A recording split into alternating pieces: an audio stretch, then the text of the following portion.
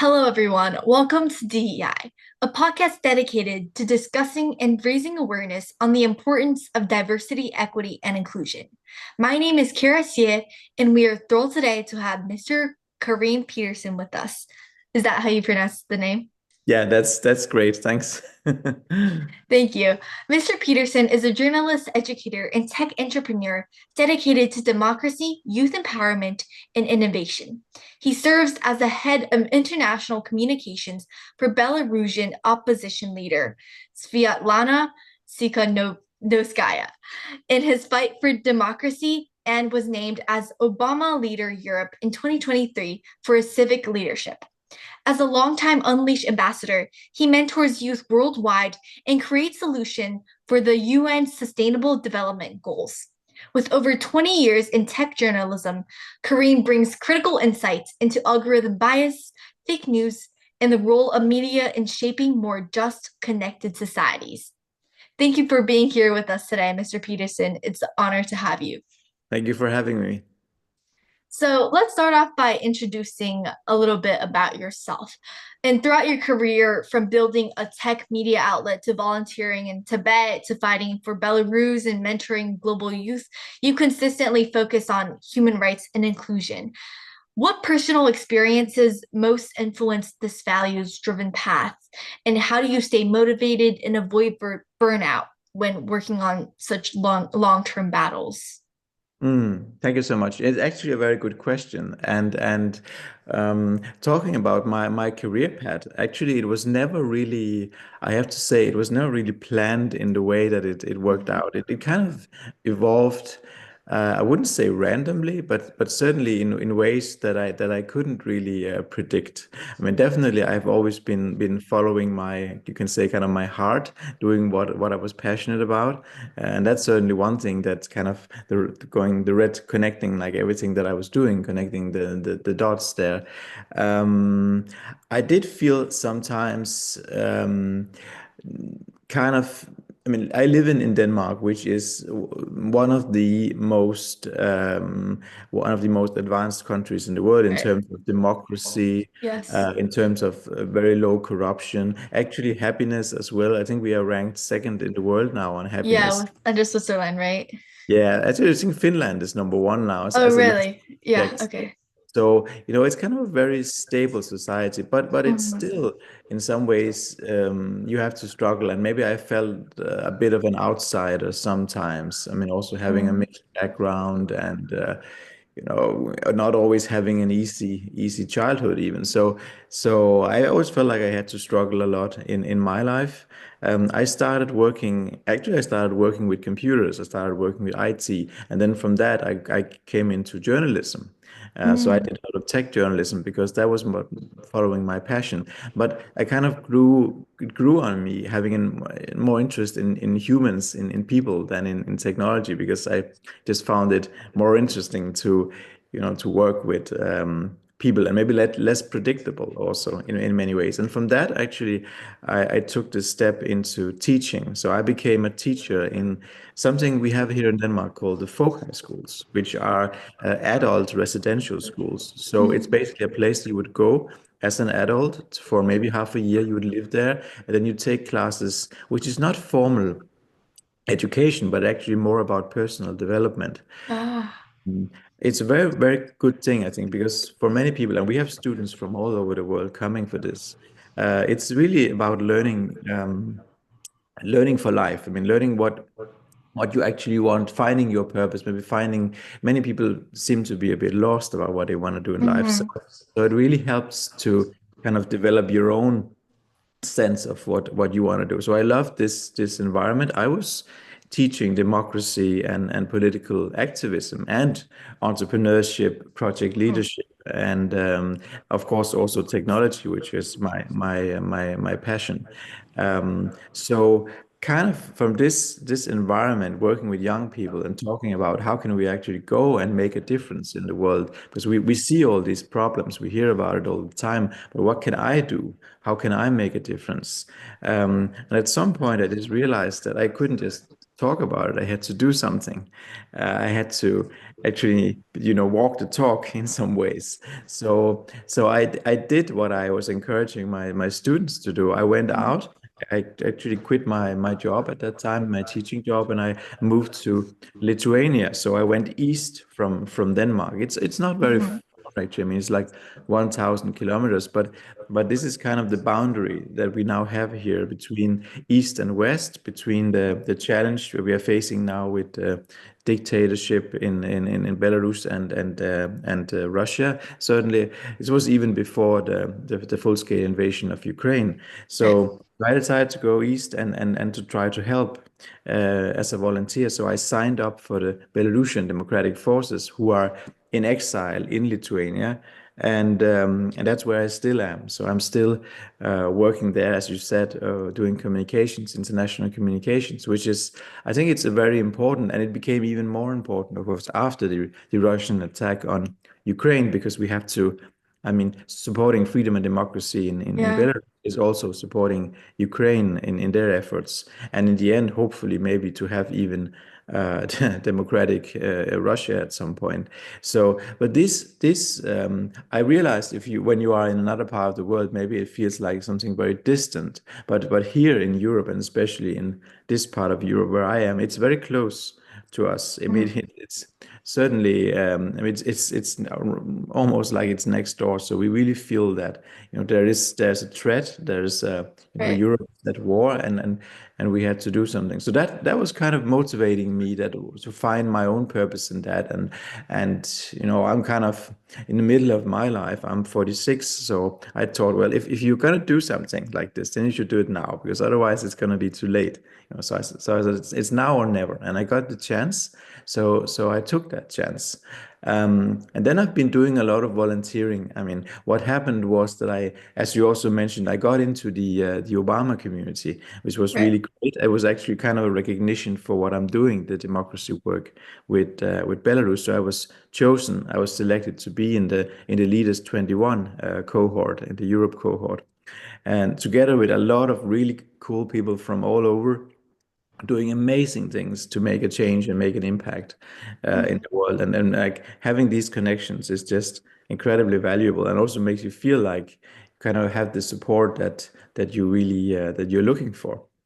So Right. it's been really great.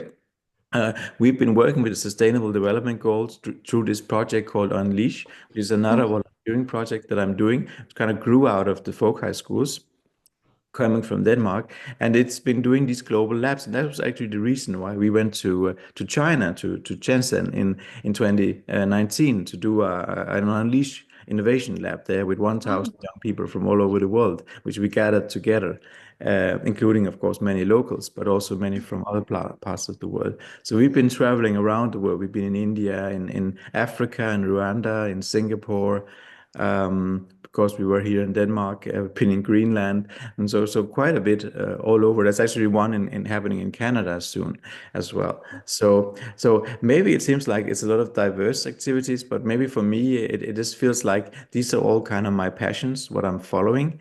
And it's about making an impact and hopefully, contributing in some way to positive change in the world, and especially, of course, empowering young people, because that's our future, and you are our future, man. You're gonna be out there and hopefully, doing great things.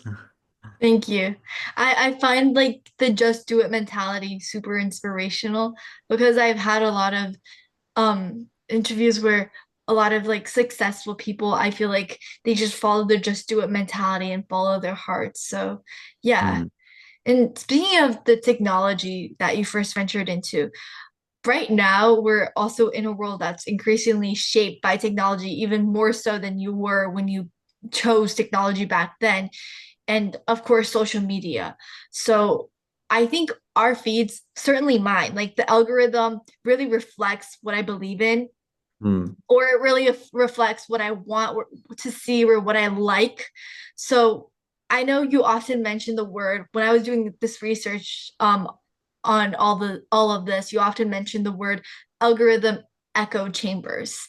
And for yeah. those unfamiliar, can you explain what exactly this is and what algorithm polarization is and how it is affecting the way we engage with the world, specifically how this is threatening democracy and our perspectives on those different from us. Absolutely, and you're so right. I mean, when it all started, and I maybe I am I belong to a generation that I Mhm. still remember living in a very non digital world. I mean, Right. analog world. You know, I grew up with paper and typewriters and phones with cords and no computers and no internet and all this stuff. So I really feel like I made the whole kind of transition during my life Mhm. from paper and pen and paper to all this stuff that we have today and AI and I don't know what. So algorithms, I mean, when it all started, it was a great thing because this whole promise that you will get everything tailored to your interests, to your needs, it sounds wonderful. I mean, who Right. wouldn't want to have an assistant who always, curates and prepares everything for you exactly what you want. But what really happened, and I think there was, especially during the last years, there's really been this awakening to the fact that actually it has a very kind of negative effect on us and on democracy because of course people are getting they're getting stuck in these bubbles. They're getting connected with content and other people who share the same worldview, who share the same opinions, and maybe even are getting radicalized in many ways because they are kind of fed this content which is optimized for attention, more and more kind of extreme content maybe. So what happens is that we are all in these bubbles, it seems like the whole world is like us, but actually what's happening, of course, is that we are just seeing the part of the world which looks like the way that we want it to look. So we are Yeah. not getting confronted with other people's opinions. I think it makes for a polarized society definitely, and people don't they don't want, maybe they're not used to actually challenging themselves to looking at things from another point of view. The other thing that really happened, I mean, during my lifetime, connected with this, is that we went from having this mainstream media like television, where we were all watching the same shows, we were all watching the same news. You could have a conversation in the workplace about what you were watching last night because everybody was watching the same thing. And now, of course, it's so fragmented. It's so, we have streaming and everyone is watching different things. So there's not anymore this kind of cohesion where there's one kind of mainstream media that it kind of connects people. So it gets so fragmented and so polarized that we are all in our own little tiny spaces, tiny bubbles. Maybe an example, which is actually very sad for me. I had a friend who, during the pandemic times, he got really kind of radicalized because I think he got into these online groups with, people who were skeptical about this Mhm. whole, Right. anti-vaxxers and so on, this whole thing. So he actually started not believing that there was no virus and so on. Yeah. And and we couldn't talk in the end because he just got so radicalized from that. And this was a kind of an intelligent, sensible person who just became completely radicalized from joining all these groups and being fed all this content and completely kind of went off the cliff on that. So, and that's scary for me in the way that what's actually happening to us online. So it's something that I think we really have to be aware of. Mhm. A lot of debate here in Denmark, especially connected with children and social media, how they're using Yeah. it, affecting them. Um, and we really, I think we need to talk about it because technology is developing so fast that we can't keep up. As humans, we can't keep up. The law, the government regulations can't keep up. So we really have to maybe make a pause and look at what's actually going on. And the same thing with AI, of course, Mhm. developing so fast. It's really hard to catch up and to find ways to regulate it. But especially here in Europe, I mean, we are looking at AI regulation because maybe we are more cautious also than Yeah. in the US, but that might be necessary in at some point. Mhm. So, what are some ways you suggest we can make sure that AI is more transparent and fair in what it generates and the data that is feeded into those algorithms so that we kind of eliminate those biases and those misinformation? Like, what principles do you think should guide the future of those AI developments? Hmm. Hmm. It's a good question. I mean, for me, I think many of these AI tools or programs, they are kind of a black box. You don't really know what's going on inside. I know there are efforts to make it open source. I believe Meta, the company behind Yeah. Facebook, they made their AI models available as open source, and maybe that is the solution, that you can actually look into it and see how does it Mhm. make these decisions? How are the algorithms? How are Right. they working? The other problem, of course, is the data that you put in. And there's a whole kind of a challenge there because I know many people also don't want to have their data being processed by these, and there's Mhm. copyright issues and things Right. like that. But I mean, requiring that AI models should not be biased in some ways, that it should be transparent, uh, the decisions that they are making, and some kind of limits also on what they can do. I think that is going to be necessary, and I think the EU made a lot of progress on this. If you look at, there was just another AI Act that was passed in the European Parliament, kind of very very detailed, but also very sensible in the ways that it's trying not to stop the pace of development, because I don't think you can stop this, and otherwise it's just going to be developed in China or some other place, but Right. Right. certainly to control it in some ways, that at least we can look into it and see what's happening. And then maybe it's down to the users also, how we use it, what kind of applications it's used for. So I think technology is neither good nor bad. I mean, it's Right. definitely up to how you use it. I mean, technology will always be kind of neutral, but and it can be used for good or bad. We can only try to control it in some ways to make sure that it's not being misused. But I'm also worried that the very few people actually really understand how these AIs are working, how Yeah. it's so it's really hard for politicians and normal people like us To to understand it. understand what was and to regulate it. Right. That's definitely a challenge. Right. It also poses a big challenge to like people advocating for DEI because of the biases that it presents, but that nobody really understands it except for a very, very small amount of population in the world. And you know how, like you mentioned with your friend with COVID, Yeah. misinformation, all of that. Is there a way that you think we can regulate misinformation or kind of make media literacy accessible to almost everyone? Or how can like journalists take part in this journey? That's also a good question. I mean, I think a lot of it comes down to education. It comes down to having a really good kind of media Mhm. literacy in the education system to learn the basic skills of navigating in these new worlds, which are so much different from when I came out of school. I mean, we didn't have these challenges in the same way that we have Right. today. I don't think it's possible. I mean, of course, there has to be some kind of regulation, but I don't think that's the solution for everything, especially since technology is moving so fast. It's always going to be ahead of whatever you can regulate. Yeah.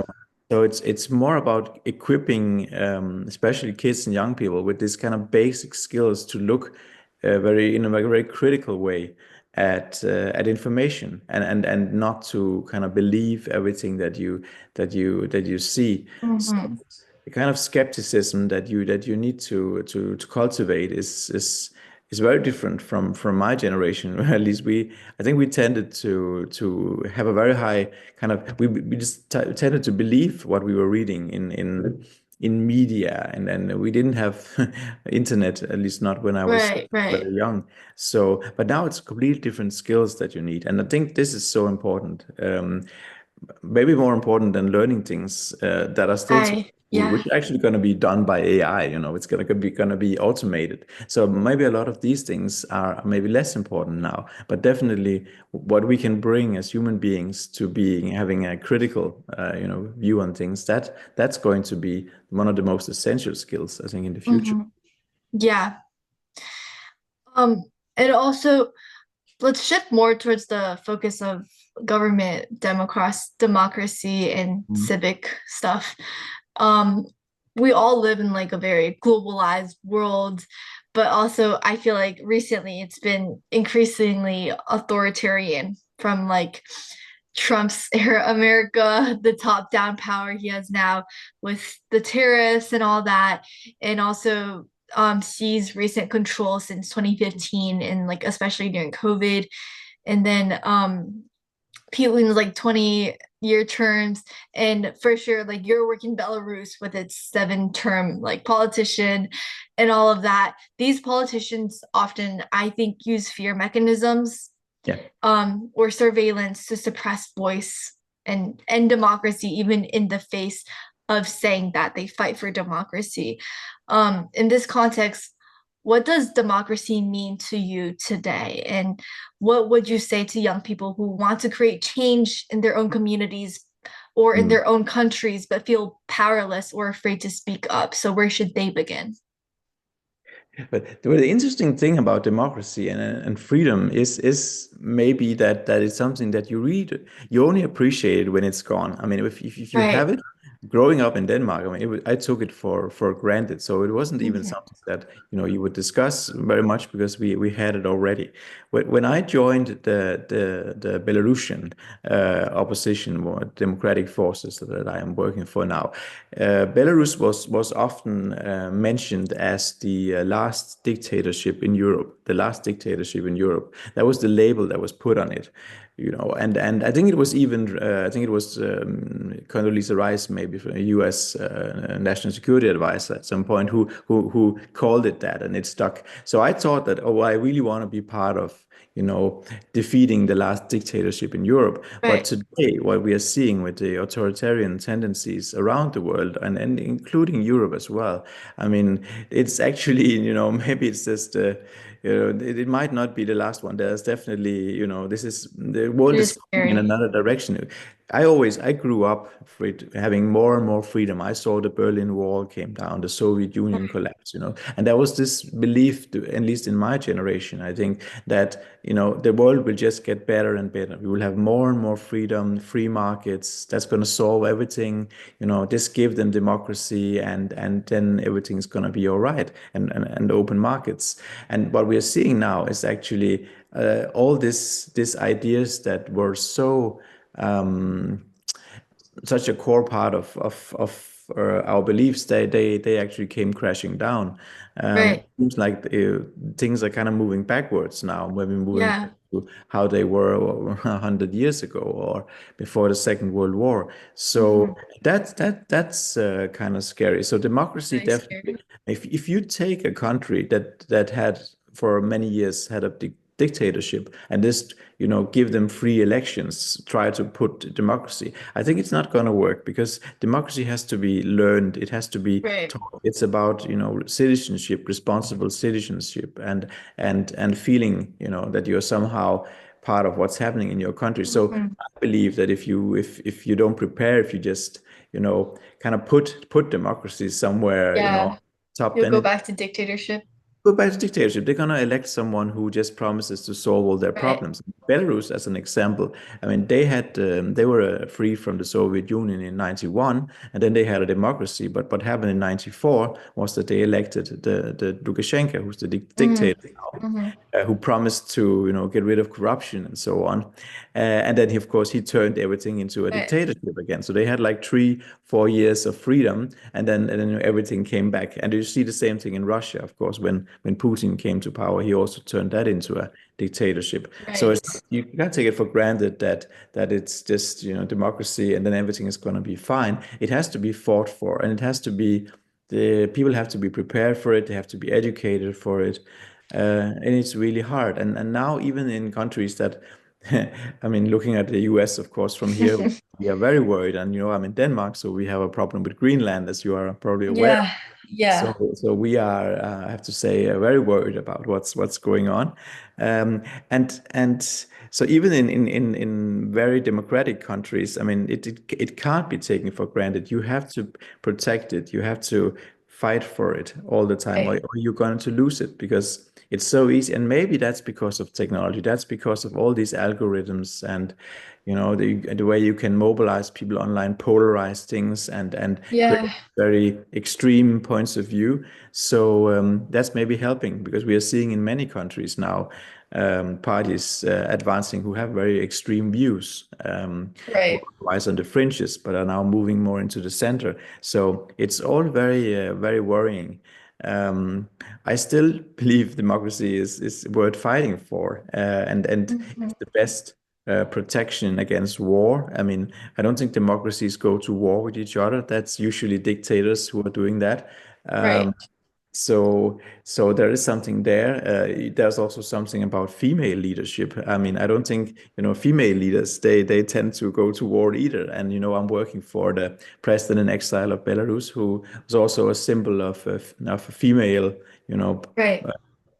leadership, and the Lukashenko, the dictator, even said our country is not ready to have a woman as a president. So she's certainly fighting to prove otherwise. So all these kind of very old-fashioned views. I mean, we have to fight it, but unfortunately, right now it seems the world is kind of sliding in the wrong direction. So it Right. it is certainly a battle that has to be fought every day now. Yes. I also think history tends to repeat itself a lot. I I think I was just talking to my parents about this because they're from your generation. So it's like how they lived in kind of a golden era, but now we're like going back again. So yeah, I do think I feel like our generation have to take up that fight. Yeah.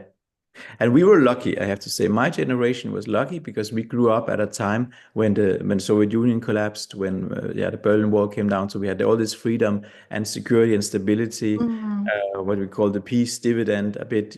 They were defense spending was going down. There was no idea even of war anymore, or it was Right. an idea that from now on we're just going to have peace and free markets, and then the world will be better and better. So we lived in a very good time, I would say, from in general, probably the end of the Second World War and until Yeah. 2020 or 2022. It was, at least here in Europe, I mean, it was only going in one direction. Everything was just getting better. And especially Hmm. after the collapse of the Soviet Union. So it was a very good time to be alive. And now this time when you are coming into the and going out and doing your things to make an impact. I mean, you're gonna have a bigger challenge, I think. And things are not so stable. I mean, it seems incredibly unstable right now. I mean, even Hmm. after since the millennium, we had the financial crisis, then came the pandemic, now the war in Ukraine, and of course other crises in the world, climate change, which is something I've also been quite active in. So there are many Hmm. crises at the same time.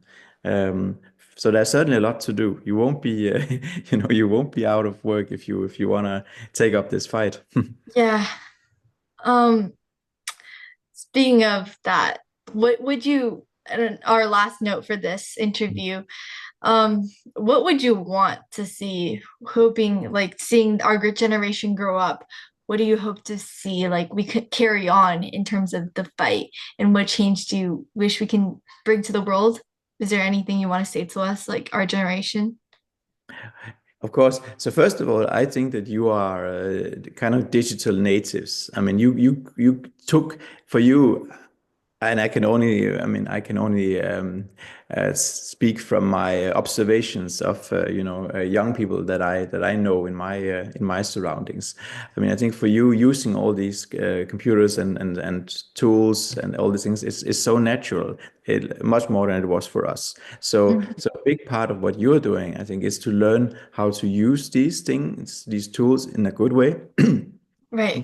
So how to avoid the addiction of of electronic spaces, cyberspaces, social media, all this, and they are like we talked about the bubbles, the algorithms. That's going Mhm. to be a challenge because, and then that's a big part of how you come into the world is through these spaces. I mean, even now we are talking on a screen. So actually going out into the world, maybe breaking out of this digital realm and coming out into the physical world. But even having an impact in the physical world still means doing campaigning online. So you're not going to be removed Right. from that. So I think a big part of it is finding a way to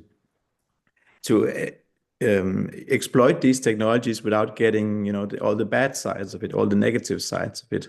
Um, and then, well, I mean, you have to, of course, my idea and being in the Obama leaders group in the Obama Foundation's network, we're all talking about, we want to go into politics, we want to be active, and I definitely think you have to. I mean, that's the way. If you're gonna change the world, you have to look at politics. I mean, Right. maybe at some point you're gonna be running for office or something. Who knows? Um, but that's part of taking responsibility. Maybe you want to do something else, and that's also fine. I mean, activism can be great, but I think we're seeing a lot of activism. But in the end of the day, you have to win people's hearts and minds. So if you really want to, make a difference, then you have to talk to big big audiences and convince them that you are right in your Mhm. arguments for what you want to achieve. So finding effective ways to do that's going to be the challenge. But yeah, maybe the way is, and I'm also considering maybe to go into kind of a political career here in Denmark. Mhm. And it was certainly Oh, suggested from the Obama Foundation that we should do that. yeah, Uh, so and even though I don't feel like politics is the most natural thing for me, but it's kind of the place to be when you really want to have an great impact. change. Yeah. Yeah. Okay. Thank you so much for being here. It's an honor to have you. And that concludes today's episode on diversity, equity, and inclusion. Before we sign off, thank you for listening to Don't Erase My Identity. Stay tuned for next week's episode.